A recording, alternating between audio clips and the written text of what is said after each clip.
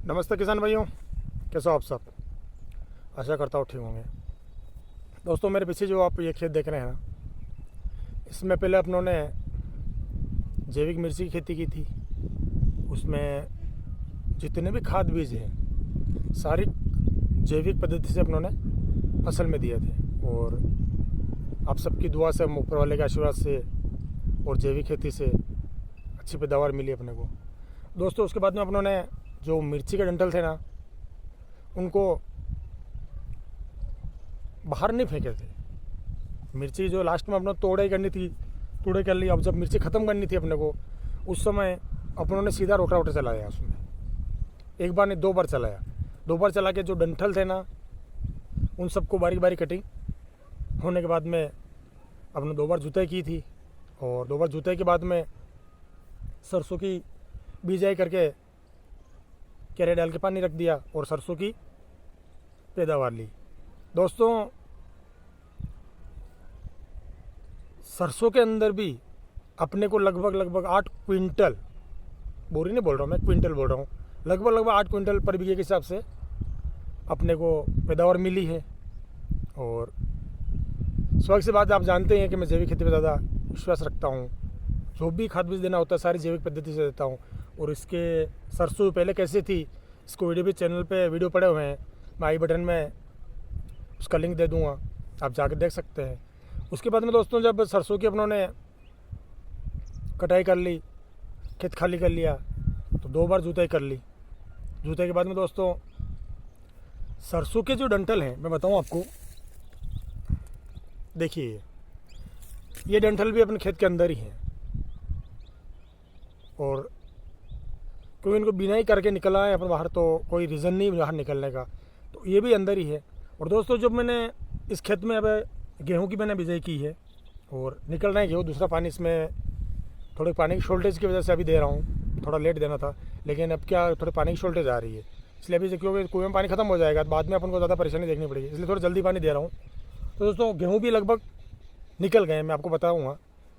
तो दोस्तों, मैंने जब इस खेत में पानी दिया था, पहला पानी दिया था, उस समय लगभग 1.5 बीघे के आसपास ये खेत है। उसमें मैंने 1000 लीटर वेस्ट डिकम्पोज़र पहले पानी में दिया था।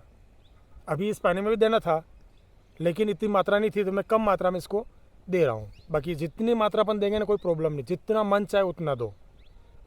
वेस्ट डिकम्पोज़र हुआ, गोकोप्रमत, इनसे कहीं तक कोई नुकसान नहीं अपना। भरपूर किसानों का एक मित्र कह दे अपन, किसानों को सक्षम होने में एक सीढ़ी कह दे अपन, वो कार्य करते हैं। चाहे वेस्ट डिकम्पोज हुआ, गोकोप्रमत हुआ। तो दोस्तों, जो पहले अपनों मिर्ची के डंठल थे ना, वो सारे गल चुके हैं, ख़त्म हो चुके हैं, पक चुके हैं। और कहीं कहीं जो मोटे डंठल थे ना, उनके थोड़े थोड़े से टुकड़े आध गले पे बचे हुए हैं। लेकिन अपन जो पिलाई में वेस्ट डिकम्पोजर दे रहे हैं, सरसों में भी दिया था, मिर्ची में भी दिया था, और अभी गेहूँ में भी दे रहे हैं। तो दोस्तों, उनके जो सड़ने की, पकने की प्रक्रिया, उसमें ये फंगस पैदा नहीं कर रहे हैं। क्यों, अपन सीधा पड़ रहेगा ना, तो खेतों में सबसे ज़्यादा फंगस पैदा होगी। अब दोस्तों, अभी भी अपन इसमें वेस्ट डिकम्पोजर दे रहे हैं, तो उससे क्या हो रहा है कि जो खेत के अंदर कार्बन जो घटता जा रहा है दिन प्रतिदिन, यूरिया और डीएपी यूज़ कर रहे हैं अपन, रासायनिक खाद जितने भी यूज़ कर रहे हैं, उनसे क्या हो रहा है कि जो बैक्टीरिया ज़मीन के अंदर है ना, वो सारे मरते जा रहे हैं। और बैक्टीरिया मरने से क्या है कि खेतों के अंदर देता अपन यूरिया डीएपी रहे हैं, देसी खाद कम हो गए हैं, ठीक है। और जो फसलों के अवशेष बचते हैं, तो दोस्तों अंदर यदि बैक्टीरिया नहीं होंगे तो उनको खाएगा कौन, उनको सड़ाएगा कौन। तो जितने बैक्टीरिया ज़्यादा होंगे ना, उतने जल्दी फसलों के बचे हुए अवशेष है ना, वो ख़त्म होंगे। और दोस्तों, इन अवशेषों से जो कार्बन बनेगा, वही कार्बन बैक्टीरिया जिंदा रहने में भी काम करेगा और फसलों के खाद के रूप में भी काम करेगा। जितना फसल खेत के अंदर कार्बन ज़्यादा होगा, फसल उतनी हेल्थी होगी, उतनी बढ़िया होगी, उतने फल फूल ज़्यादा आएंगे और उतने ही पैदावार अच्छी मिलेगी अपने को। क्यों दोस्तों, जितना लगता मैं खुद कर रहा हूँ, मैं किसी का कहेगा अनुसार नहीं कह रहा हूँ, मैं खुद एक्सपेरिमेंट कर रहा हूँ, पैदा कर रहा हूँ, और अच्छी पैदावार हो रही है।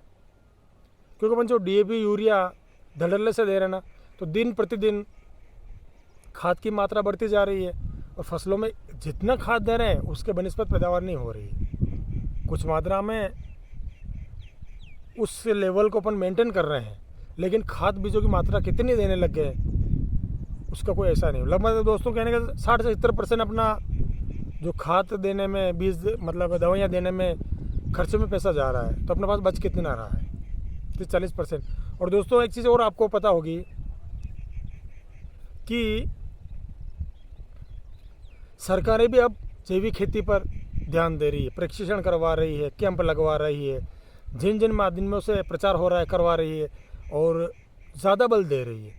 तो दोस्तों मैंने कहीं पढ़ा था कि जो बाहर विदेशों में अपना अनाज, फल सब्जियां निर्यात होते थे, वो निर्यात होने कम पड़ गए।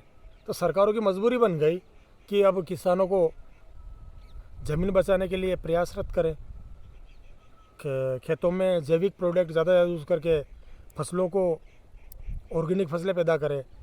क्योंकि जब आयात निर्यात ही नहीं होगा तो देश की अर्थव्यवस्था कैसे चलेगी? और देश, सरकारों का काम अर्थव्यवस्था पे टिका हुआ है, चाहे कौन सी सरकार हो। अर्थव्यवस्था यदि बिगड़ेगी तो स्वाभाविक सी बात है सरकारें नहीं चल पाएगी और देश की व्यवस्था बिगड़ जाएगी।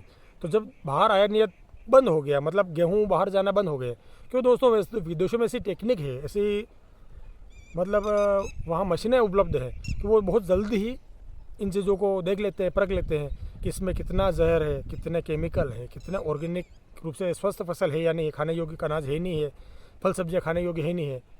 तो दोस्तों वहाँ से जब अपना निर्यात बंद हो जाएगा, ठीक है, और निर्यात के बदले में कुछ कुछ आइटम पेट्रोल डीजल जो भी वगैरह वगैरह है वो अपन बाहर से मंगवाते हैं। तो जब आयात निर्यात पर फर्क पड़ेगा तो सरकारें अर्थव्यवस्था कैसे चलाएगी, कैसे संभालेगी देश को? तो इसलिए दोस्तों वहाँ जो बाहर गेहूं का, फल सब्जियों का, इनका जो अनाज है ना, उनका निर्यात कम पड़ गया तो सरकारों ने देखा फिर ये सिस्टम बिगड़ जाएगा, इसलिए सरकार ज़्यादा ध्यान दे रही। तो दोस्तों अपने को उस चीज़ का फ़ायदा उठाना है और अपने जो फसल की लागत है उसको कम करनी है। बिना लागत कम किए मतलब बेनिफिट वाली फसल अपन पैदा नहीं कर सकते। यदि एक आध कोई फसल ले ली अपनों ने थोड़ी बहुत, तो अपना वो रेगुलर सिस्टम नहीं चला, रेगुलर अपन को इनकम नहीं मिलेगी। लोग बहुत सारे वीडियो आते हैं, बहुत सारे लोग कहते हैं कि उसने इस फसल में इतना कमा लिया। अरे एक फसल कमा लेंगे तो अपन फिर भी कब तक, जब तक लोग अनजान है तब तक ना, जब लोगों को पता चलेगा इसमें जहर है। और दोस्तों अपने यहाँ भी लोग जागरूक हो रहे हैं। अब पहले आप जो खाद बीज आते थे उनकी दुकानों पे ऑर्गेनिक नाम से, कार्बनिक नाम से कोई भी प्रोडक्ट नहीं मिलता है। और दोस्तों आज की कंडीशन में देखें तो कंपनियां भी इस ओर अग्रसर हो रही है, वो भी समझ रहे हैं कि धीरे धीरे इसका जो रासायनिक उर्वरक है, रासायनिक खाद बीज है, रासायनिक दवाइयाँ हैं, उनका उपयोग अब कम हो रहा है और लोग ऑर्गेनिक तरफ अग्रसर हो रहे हैं। तो कंपनियों ने अपना रुझान उधर कर लिया है, वो भी जैविक प्रोडक्ट बनाने शुरू कर दिए। तो दोस्तों अभी की कंडीशन में अपन देखें तो दुकानों पर लगभग बहुत सारे प्रोडक्ट ऐसे जैविक मिल रहे हैं। तो ये जैविक कहाँ से आए हैं, क्यों आए हैं? क्योंकि कारण वही है कि कंपनी अपनों से बहुत, किसानों से बहुत आगे चलती है। मतलब किसान आज की सोच रहा है ना, कंपनियाँ 5 साल बाद की पहले की सोचेगी वो कि 12 साल बाद में क्या होने वाला है। तो उनको आइडिया लग गया, उनको खबर है, उनके सूत्रों से पता चल गया कि ऐसा ऐसा होने वाला है। तो उन्होंने भी जैविक प्रोडक्ट बनाने शुरू कर दिए, कार्बनिक प्रोडक्ट बनाने शुरू कर दिए। तो दोस्तों अपनों को उन प्रोडक्ट पर ज़्यादा ध्यान नहीं देना है, खुद बनाना है, खुद यूज़ में लेना है और अच्छे से पैदावार लेनी है। और अपना खेती में लगने वाला खर्चा है ना, बहुत कम करना है। और सबसे बढ़िया तरीका ये है कि आप चाहे जैविक खेती करो चाहे रासायनिक खेती करो, आप वेस्ट डिकम्पोजर का यूज़ शुरू कर दीजिए और धड़ल्ले से यूज़ कीजिए, बहुत ज़्यादा मात्रा में यूज़ कीजिए, कोई तकलीफ नहीं है, कहीं से कोई फर्क नहीं पड़ेगा, बहुत ही अच्छे परिणाम मिलेंगे उसको।